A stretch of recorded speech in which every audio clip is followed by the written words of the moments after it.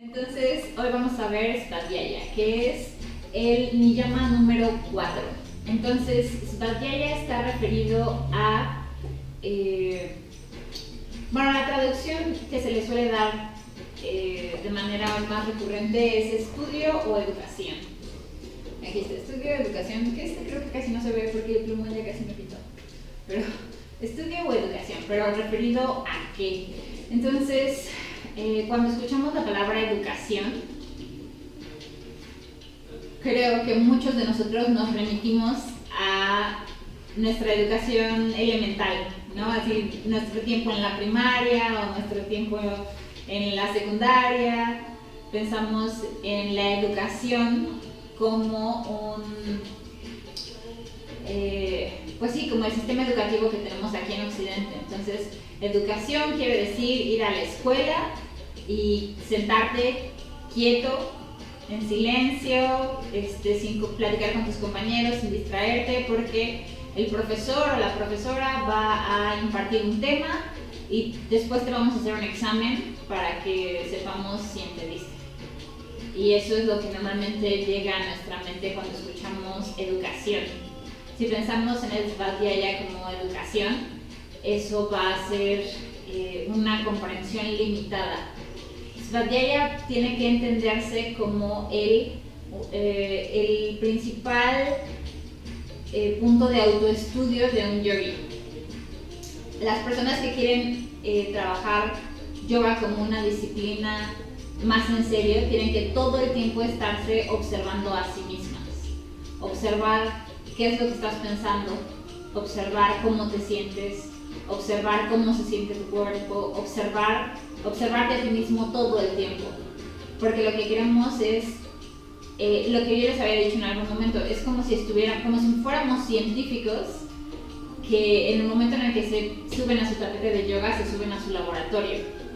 Y cuando estamos en nuestro laboratorio, en nuestra práctica de yoga, estamos observando cómo se comporta el cuerpo en las posturas, observando qué pensamientos aparecen cuando me paro de manos, o qué pensamientos aparecen cuando hacemos aperturas de cadera, o qué pensamientos o emociones aparecen cuando hacemos apertura de corazón.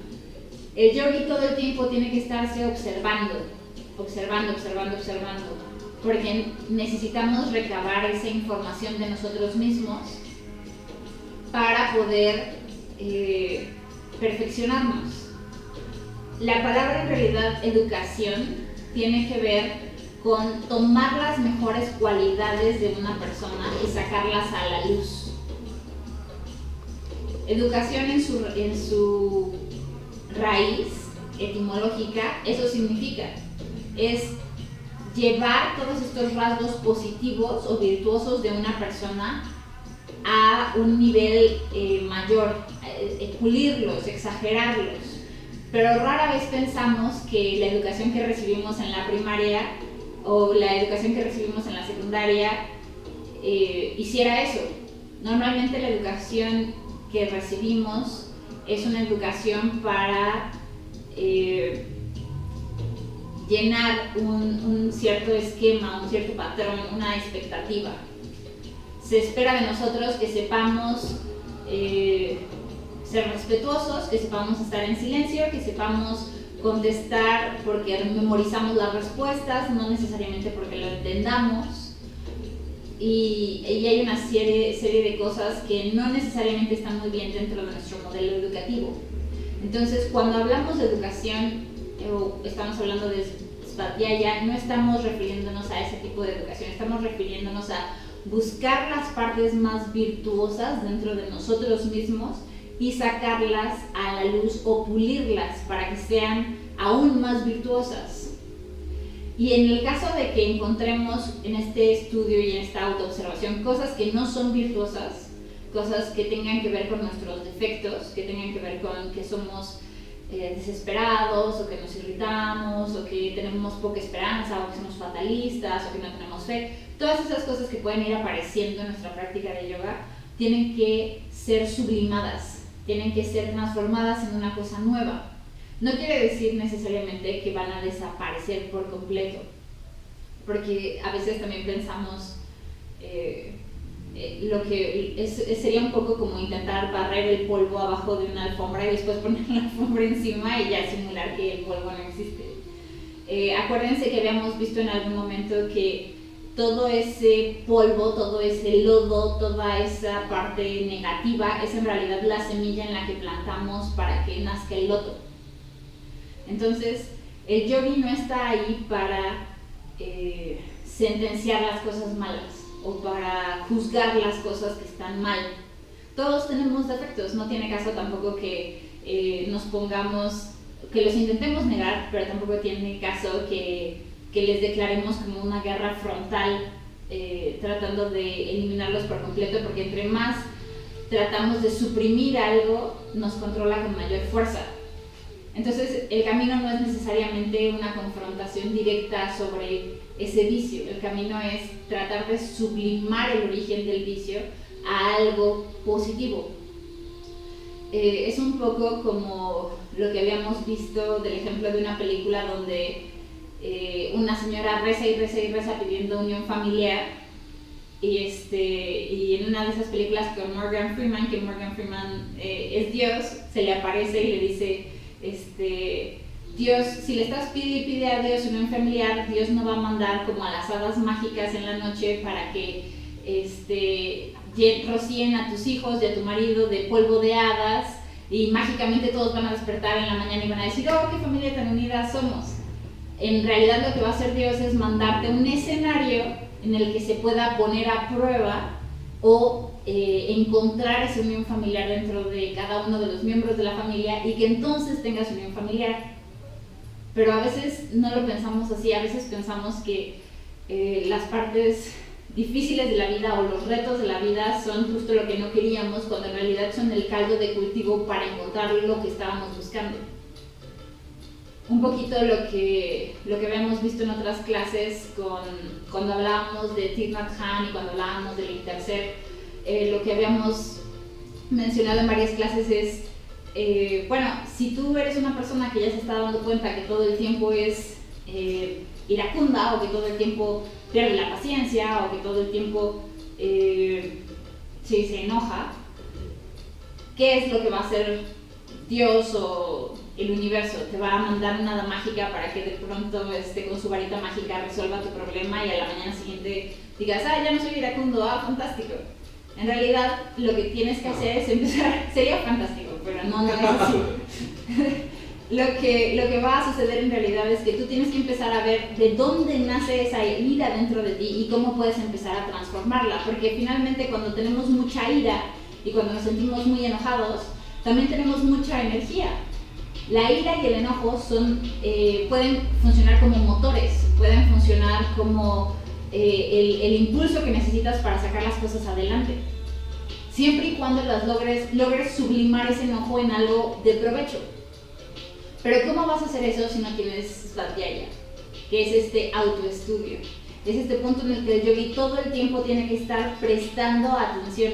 Por eso, cuando estamos en nuestra práctica de asanas, tratamos de mantenernos en atención plena toda la práctica. Tratamos de estar concentrados en nuestra respiración ujjayi. Tratamos de estar, normalmente al inicio de la clase decimos, ya no pensamos en cosas que tengan que ver con el pasado, ya no pensamos en cosas que tengan que ver con el futuro, nos concentramos en el momento presente. Estamos presentes en el momento presente.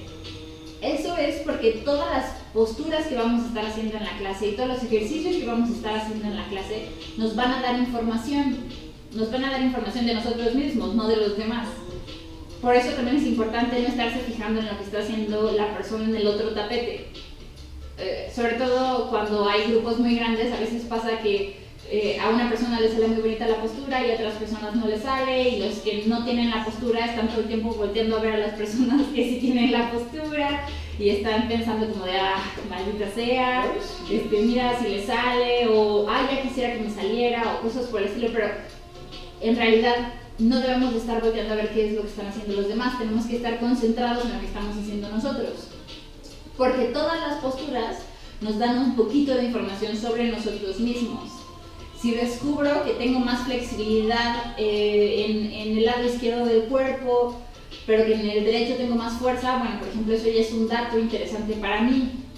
ya podríamos empezar a autoestudiarnos y decir, bueno, pero ¿por qué será que el lado izquierdo es muy flexible, pero el derecho no es flexible, pero es fuerte, y el izquierdo es flexible, pero es débil? Y empezar a observar las cualidades de los cuerpos. Hay cuerpos, por ejemplo, lo que había estado pasando aquí en clase, que sin trabajarlo mucho, de pronto salió, en el caso, por ejemplo, de Memo, Bakasana, una postura de mucha fuerza, muy fácil. Llega un momento en el que la postura está prácticamente dominada, y hay otras veces en las que por más que tratas de sacar Bakasana, no sale. Bueno, eso es algo interesante que podrías analizar tú, por ejemplo. Es como de, qué interesante que esta postura salió tan rápido, pero ¿por qué otra postura como, no sé, alguna que, por ejemplo, pegar las manos al piso en Uttanasana, ¿por qué esa no, si esa la hago más? Escuadra. O la escuadra, por ejemplo, es como, ¿por qué si sí me puedo parar de manos, por qué no puedo hacer la escuadra? O ese tipo de cosas, empezar como a observar, porque finalmente la práctica de yoga nos está dando eso, nos está dando información sobre nosotros mismos. Y este punto de autoestudio es uno de los puntos más importantes de yoga como disciplina, y es tal vez este es un punto importante, pero también es un punto un poquito peligroso, y Iyengar sí tiene una frase muy interesante sobre eso, donde dice que cuando hay un intercambio de información entre una persona que sabe mucho, una persona muy estudiosa, y una persona que no sabe, una persona que es ignorante, el intercambio tiene que ser con amor, tiene que estar basado en amor entre las dos personas. Muchas veces pasa que cuando una persona es sabia, bueno, no sabia, pero cuando una persona es conoce mucho, se vuelve pedante. Cuando una persona tiene mucho conocimiento y sabe que tiene mucho conocimiento, y los demás le empiezan a decir, wow, qué sabio eres, wow, qué maravilloso, wow, cuéntame más. Muchas veces pasa que ese cúmulo de conocimiento te vuelve soberbio y te pones a darle clase a los demás desde ese punto de soberbia. Y sucede mucho, por ejemplo, en las universidades. Es más evidente en las universidades cuando llega, a veces incluso decimos, ay, es que el doctor Perenganito es la vaca sagrada de la facultad, es el experto de expertos en este tema, y todo el mundo vienen de otras universidades del mundo a preguntarle a él porque él es el único que sabe sobre el tema. Por ejemplo, Iyengar tiene tal cual una advertencia sobre eso. Es como no puede, si estamos entrando en ese tipo de intercambios, en intercambios donde una persona está arriba y una persona está abajo, porque una persona sabe y la otra es ignorante, ya no estamos realmente cultivando este autoestudio o este estudio de manera sana, porque tenemos que plantearlo siempre desde el amor. El intercambio tiene que nacer de un punto de amor entre iguales, porque aunque una persona tenga el conocimiento y la otra sea ignorante, en realidad sus espíritus valen lo mismo. No sé si me explico en esto. A veces es difícil de entender porque estamos acostumbrados a darle valor a las personas por los títulos que acumulan. Normalmente es como de, bueno, si tienes una licenciatura, pues vales más que una persona que tenga un bachillerato. Y si tienes una maestría, pues vales más que la persona que tiene la licenciatura.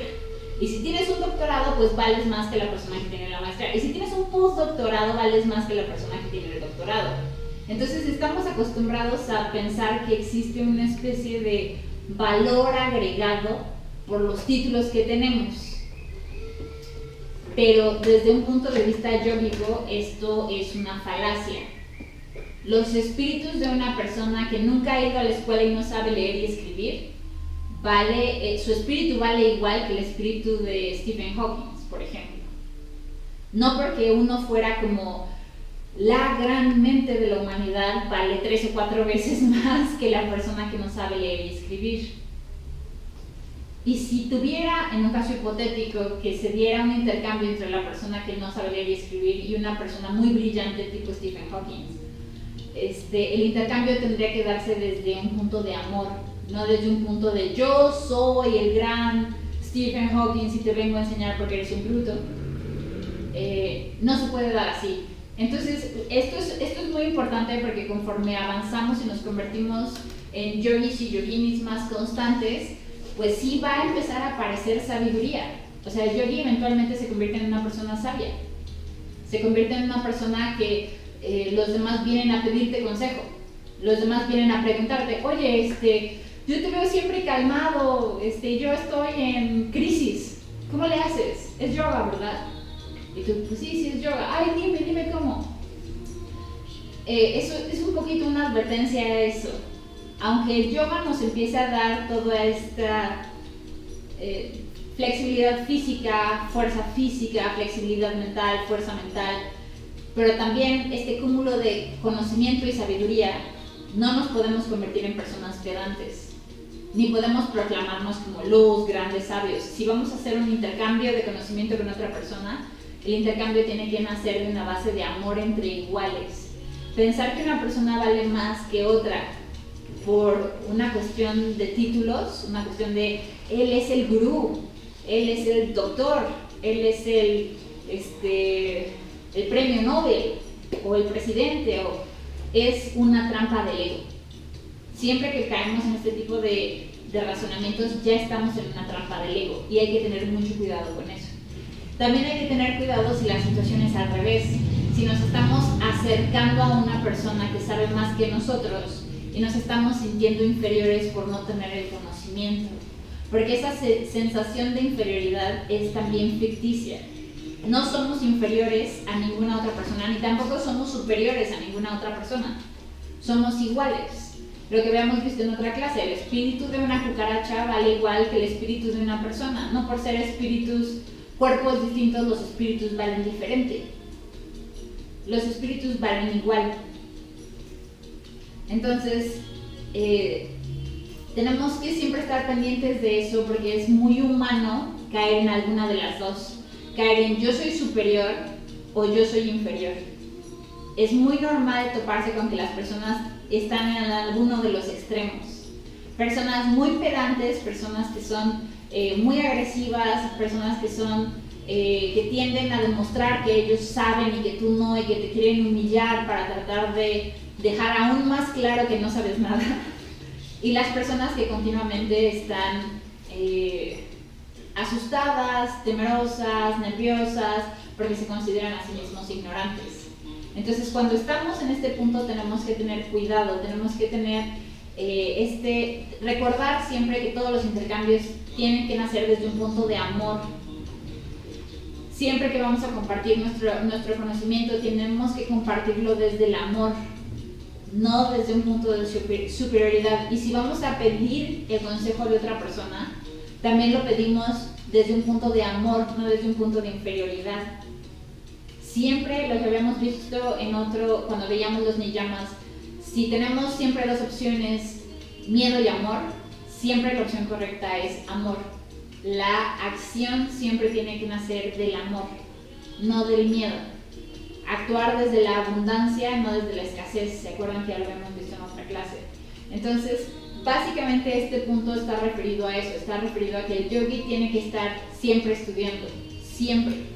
Un yogi es un eterno estudiante, siempre se va a estar estudiando a sí mismo, siempre va a estar buscando textos, va a estar buscando gurús, va a estar buscando y autoestudiándose. No solo estudiamos textos, también nos estudiamos a nosotros mismos. Y eventualmente con los años eso nos va a hacer personas sabias y reflexivas. Y cuando sea nuestro turno ser el sabio o ser el gurú, y los demás se acerquen a nosotros, no podemos compartir lo que hemos acumulado, ni desde el miedo, ni desde la pedantería, ni desde... o al revés, hay personas que les da miedo compartir, y es como personas que acaparan y que no quieren compartir tampoco. No podemos entrar en ninguna de esas categorías, tenemos que siempre compartir desde el amor. Nuestro conocimiento y nuestra sabiduría a disposición de los demás, pero por una razón de amor, no por una razón de miedo o por una razón de que quiero demostrar que yo sé mucho o algo por el estilo. ¿Se entiende esta parte? Si quieren, aquí podemos hacer una pequeña pausa para que Memo pueda salir corriendo. Corre, Memo, corre, sé libre. Sé libre como el viento. Corre como el viento. Tiro el blanco.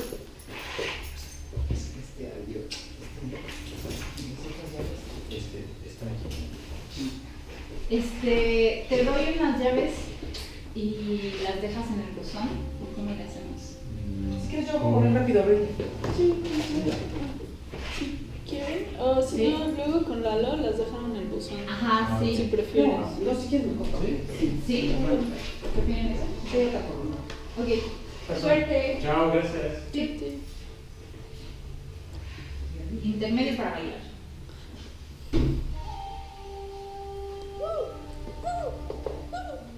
Línea de conga. Acabo de ver que le pusiste satisfacción en vez de satisfacción. Pero creo que no se nota. No se alcanza a ver. No Ahorita es puede, esta parte de... todo eso se corta. No puede ser Instagram Live porque no se conecta a internet. El de Facebook sí. Y hice una publicación en donde sales tú.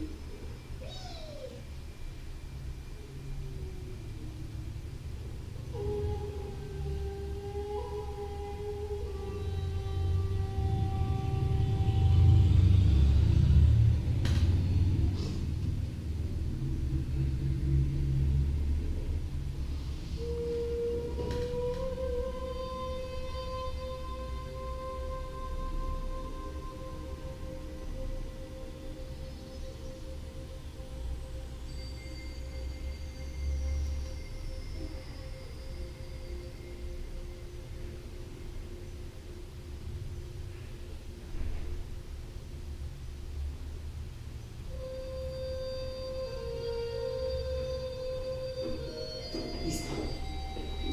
Gracias. Muchas gracias. Aquí dejo llaves. Muchas gracias. Gracias. Muy bien. Entonces, continuando con Svadhyaya. En el caso de Iyengar, por ejemplo, la definición de Iyengar dice: Sva, la primera parte de la palabra SVA, significa sí mismo. Mientras que Avyaya, que es la segunda parte de la palabra, significa estudio o educación. Entonces, la traducción literal de Svadhyaya es estudio del sí mismo, que es lo que les estaba diciendo hace un momento sobre estarnos observando todo el tiempo en las asanas. Siempre que estoy ejecutando una postura, siempre que estoy meditando, siempre que estoy en mi estado de yoga, me estoy observando. Entonces esa es la primera condición. La segunda condición, y esta la quisiera leer textual para que no crean que me lo inventé, dice: la educación consiste en la extracción de lo mejor que hay dentro de una persona. Y esa es una cita textual del libro. Y este es uno de los puntos más importantes. Ya lo habíamos hablado, me parece, con Memo, pero creo que no lo habíamos hablado con Julieta. Prem Dayal, por ejemplo, tiene un libro que se llama Mantras Mexicanos para la Vida Cotidiana o algo así, ¿no? Bueno, Prem Dayal escribe acerca del problema de la educación como la conocemos. Y básicamente su punto central es que la educación tiene que hacer eso, tiene que extraer lo mejor que habita en una persona, las mejores cualidades con las que naces y exacerbarlas. Pero rara vez sucede. Muchas veces pasa que en la escuela en realidad las personas aprenden a conformarse, aprenden a no causar problemas. Básicamente es eso. En la escuela uno aprende a que no debe de causarle problemas a los demás. Por lo tanto, debes de comportarte, por lo tanto tienes que responder cuando te hablan, dar las respuestas de lo que se te está preguntando, ese tipo de cosas. Que no es necesariamente lo que dice aquí. La educación consiste en extraer lo mejor que hay dentro de una persona. Entonces, Svadhyaya significa la educación del sí mismo. Entonces también es interesante cuando hablábamos de qué pasa cuando observo algo que no es bonito. ¿Qué pasa cuando observo, en mi práctica de yoga, por ejemplo, observo que no soy tolerante? O en mi práctica de yoga, a mí una vez me tocó observar que no quería soltar. Eso una vez estaba yo en una meditación para iniciar una clase de yoga y yo observé en mí misma que no quería soltar un hecho traumático de mi pasado. Y cuando observé que yo misma no lo quería soltar, porque normalmente nos contamos cuentos de no es que yo no quiera, es que la vida no me deja, o el universo no me deja, o las personas involucradas no me dejan. Pero no, la real, el punto más crudo de la verdad es que uno mismo no se permite soltar, o uno mismo no se permite perdonar, o uno mismo no se permite continuar con tu vida. Y entonces yo me di cuenta de eso, y es muy interesante porque es como, ¿qué haces cuando lo que observas o lo que encuentras no es virtuoso? La parte bonita es de, cuando encuentro que una persona es virtuosa para el piano, pues la volvemos un profesional del piano y pues eso está muy bonito. Pero ¿qué pasa si lo que observas no es virtuoso? ¿Qué pasa si observas que eres obsesivo? ¿Qué pasa si observas que no tienes capacidad para perdonar? ¿Qué pasa si observas que te desesperas? ¿Qué pasa si observas que no tienes paciencia? Ese tipo de cosas. Y ahí es donde entra otra vez Svadhyaya, este estudio del sí mismo.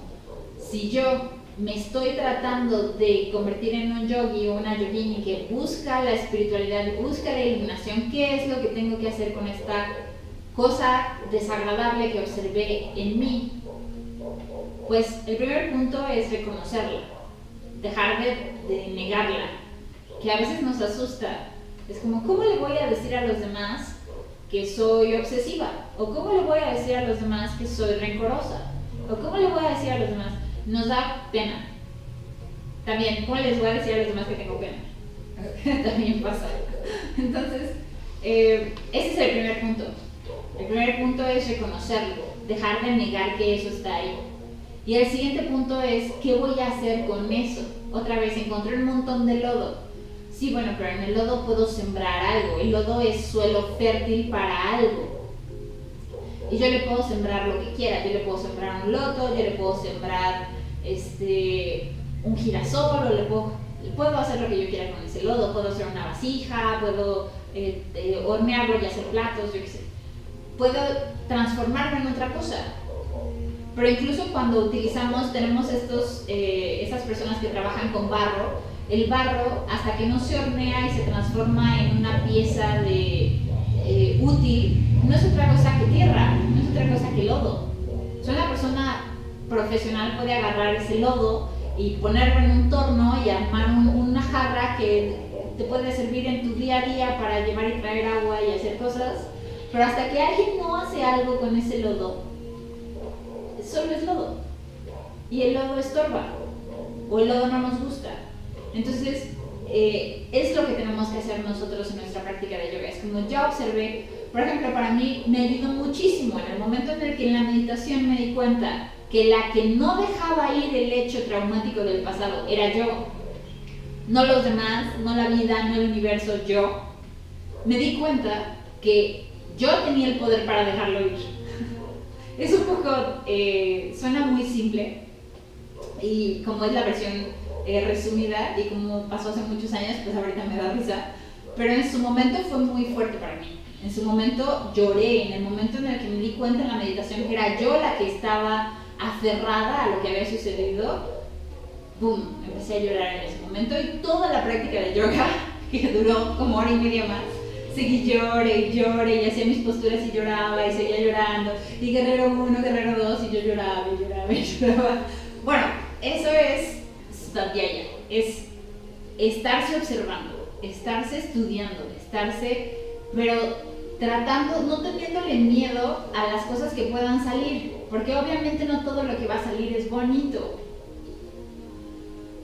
Y pues sí, nos cuesta trabajo aceptar frente a nosotros mismos y frente a los demás que no somos pura perfección. Nuestro espíritu es pura perfección, pero las otras partes que nos conforman tienen algunos defectos. Pero eso se puede transformar, se puede hacer algo con eso. Por ejemplo, para mí meramente darme cuenta de que era yo me empoderó para soltarlo. Me empoderó para decir, bueno, pues si soy yo, pues ahorita decido que ya, ¿no? Fin. Y en ese momento empezó un proceso de sanación muy bonito para mí, y ahorita en retrospectiva, que ese momento ya fue hace 2 o 3 años, ahorita ya hasta me da risa la situación y ya no me duele. ¿no? Y ya si ahorita me sucede una meditación, pues no voy a llorar, no voy a hacer toda mi práctica llorando. O sea, hay un punto en el que también encontramos procesos de sanación muy fuertes desde este espacio. Svadhyaya también nos da la oportunidad reflexiva que necesitamos para tener procesos profundos de sanación. Que a veces se nos olvida que la verdadera sanación o la sanación más fuerte que podemos encontrar es la autosanación, la autocuración. A veces queremos pagarle a un gran psicólogo, a un gran psiquiatra para que nos diga qué es lo que está mal dentro de nosotros, pero si yo hubiera ido con un psiquiatra o con un psicólogo para que me dijera, no, el problema es que tú no lo sueltas, posiblemente lo que yo hubiera dicho es como, ay, no, este güey no sabe. Ay, gasté mi dinero a lo tonto. Este pendejo me vino a decir eso, ¿no? Es muy diferente cuando llegas a la conclusión tú por tu propio esfuerzo a cuando alguien más te da la respuesta. No es igual. La sanación se hace más profunda si llegas al resultado desde tu propio esfuerzo. Que también reconozco que hay veces en las que el problema es tan grande que sí necesitas ayuda externa. Eso sí es verdad. Pero si tú, además de pedir esa ayuda externa, estás en svadhyaya y estás tratando de encontrar este punto de sabiduría interna, este punto de estudio interno que te va a permitir hacer el proceso mucho más profundo, pues la sanación también es mucho más profunda. Y la persona que sale después de, la persona en la que te transformas cuando por fin se termina, es una persona con muchas más herramientas, mucho más poder, una persona mucho más empoderada que si no tienes este complemento de svadhyaya. Entonces sí es un punto muy, muy profundo. Y la otra cosa que les quería leer, que dice Iyengar, porque este punto es, el primer punto fue muy importante, pero este otro punto también es muy importante. Dice, les leo el párrafo completo y ahorita lo desglosamos. Svadhyaya difiere de la mera instrucción que se obtiene de una conferencia en la que el conferenciante hace ostentación de su saber ante la ignorancia del auditorio.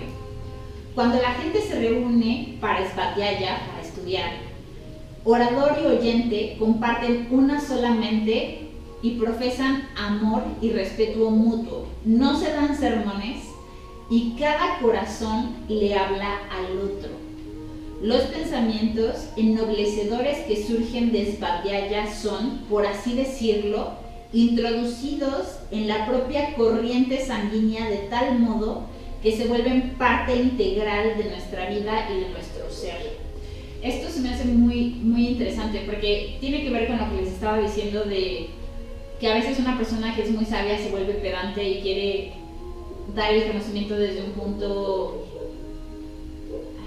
soberbio, gracias, sí, desde un punto soberbio. Es como justo eso no es svadhyaya. Este espacio de autoestudio, este espacio de intercambio de conocimiento tiene que nacer del amor. Pero no solo eso, dice, un corazón le habla al otro. Es muy diferente cuando alguien te intenta explicar algo desde un punto empático a cuando alguien te está explicando algo y te está tratando como si fueras un asno. Porque sucede mucho que a veces alguien nos trata de explicar algo y no nos queda claro y nos empiezan a hablar como si tuviéramos retraso mental. Y sí pasa, la verdad. Entonces, no es igual cuando un corazón le habla al otro. Y la parte más interesante es, en svadhyaya, cuando un corazón le habla al otro, la sabiduría que se pasa entra, dice, como si entrara al torrente sanguíneo. O sea, es muy interesante porque si un corazón le habla al otro, deja de ser un conocimiento meramente intelectual para convertirse en un conocimiento como completo corporal, en algo... ¿Dónde? Y profundo. Y profundo. O sea, muy profundo. Y en algo que, sí, muy profundo, pero también en algo que ya se vuelve parte de ti. Que yo no sé si les ha pasado que a veces estudias mucho un tema porque va a haber un examen y apruebas el examen y a los 2 o 3 meses ya se te olvidó. Sí. ¿Qué tal eso? Eso pasa mucho. A veces es como de, pues yo me aprendí cuando estaba en primaria las fórmulas para sacar el área y el perímetro del círculo y del cuadrado y del triángulo y si me las preguntan ahorita no me acuerdo, las tendría que repasar porque no me acuerdo. Y en su momento me las preguntaron en un examen y aprobé, pues ahorita ya no me acuerdo. Y en la carrera me preguntaron sobre tratados internacionales y si ahorita me vuelven a preguntar, ahorita no me acuerdo. Y en la carrera saqué muy buena calificación. Es diferente cuando hay svadhyaya, es diferente cuando un corazón le habla al otro, porque entonces el conocimiento ya no se pierde, el conocimiento pasa a ser parte de ti. Y eso hace toda la diferencia. Si hubiéramos estudiado en ese momento con svadhyaya, hubiéramos tenido un gurú o un maestro que nos está hablando de manera empática, el conocimiento se queda. El ejemplo podría ser al revés. Seguramente todos tenemos algo que aprendimos o en la primaria o en la secundaria o en la carrera que nos marcó y que no se nos olvida. Y muchas veces ese algo fue maravilloso. Yo recuerdo de manera clara a mi profesor de español que nos leía cuando estábamos en la secundaria toda la poesía de Sor Juana Inés y eso no se me olvida. Y él lo hacía con una pasión por su tema y realmente trataba de transmitirnos el tema y eso no se me olvida. Pero las fórmulas de los cuadrados y de los círculos, eso ya quedó en el olvido. Es diferente.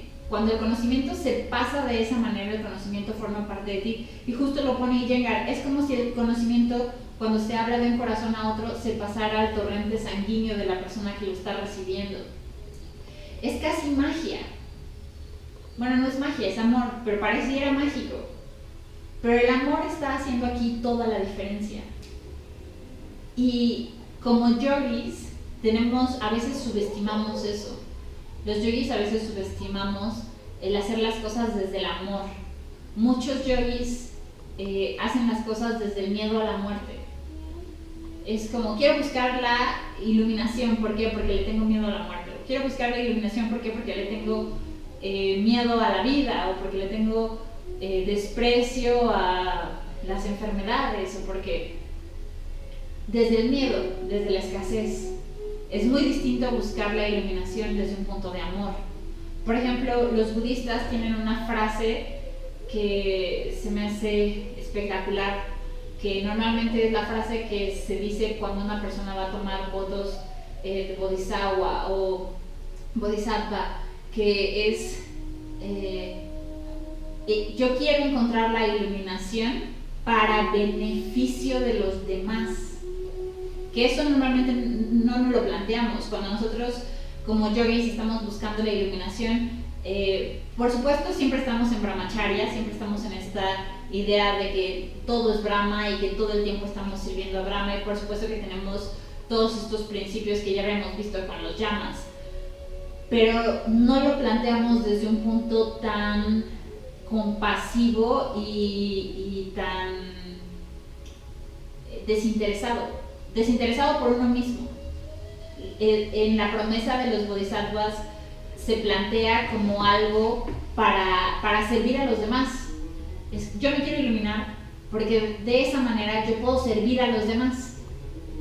Eso, por ejemplo, también entraría aquí en svadhyaya, este punto en el que yo quiero tener este montón de conocimiento, yo quiero tener este montón de sabiduría para transmitírsela al torrente sanguíneo de los demás y que forme parte de los demás.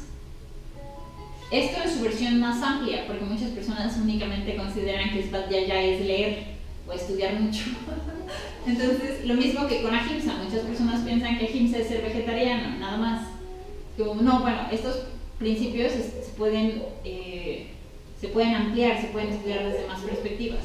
Entonces, el poner nuestra sabiduría a servicio de los demás por el amor que le tenemos a los demás. Eso también haría que para ser maestro de primaria o para ser maestro de universidad fueras una persona que ama compartir lo que sabe. Si no amas compartir lo que sabes, entonces no deberías de ser maestro. Porque tus alumnos no van a recordar lo que les enseñes cuando pasen 2 o 3 años. Porque no hay Svadhyaya. Entonces, los yogis tenemos que tener esta parte clara. Esta parte de autoestudiarnos. Estar siempre buscando conocimiento.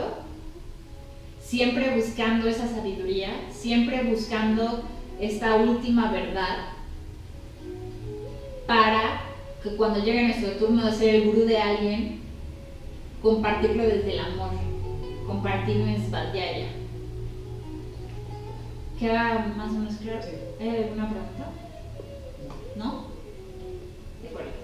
Entonces, ya nada más nos falta un niyama para terminar los intentos. Entonces, la próxima clase vemos el niyama que nos